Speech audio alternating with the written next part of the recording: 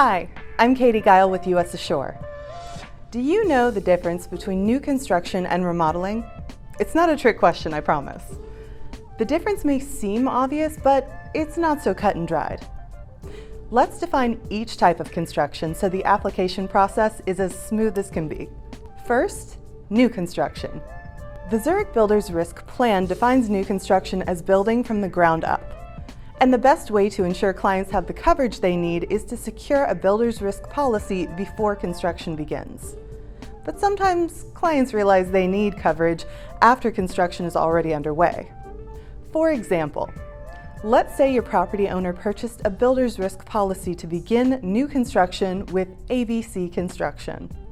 Midway through the project, your client and ABC Construction part ways. Your client still needs to finish their project, so they select DEF Construction and purchase another builder's risk policy.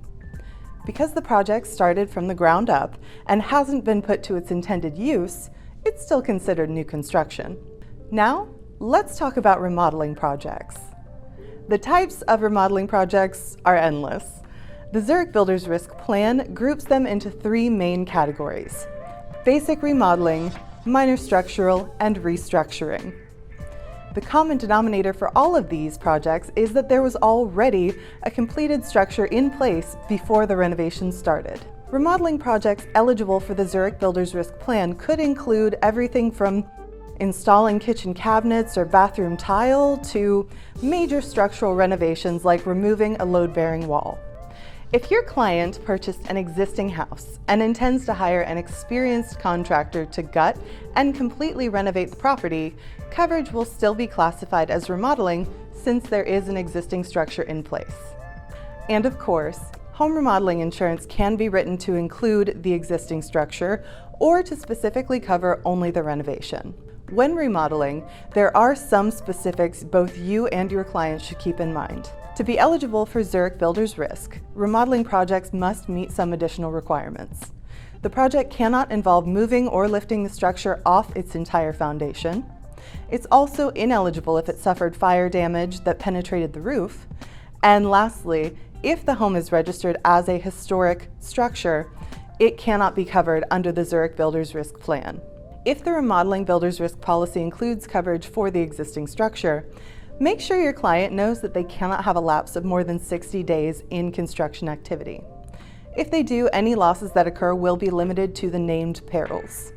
Good news though, construction includes repair, replacement, or installation of materials, even something as minor as paint. So this potential limitation in the scope of coverage can easily be avoided when the owner and/or the contractor monitors project plans and responds accordingly. And finally, not all renovation projects qualify for builder's risk coverage. To secure a policy, the improvement should be at least 20% of the existing structure's value. Let's wrap up. These are just some of the common nuances to builder's risk insurance. As an insurance agent, knowing how to respond will help you deliver value and ensure you quote the right coverage when you submit your next application. Ready to get started with the Zurich Builder's Risk Plan? Grab our free time-saving checklist to learn the basic client information you'll need to gather before submitting a builder's risk application online. Click the link in the video description.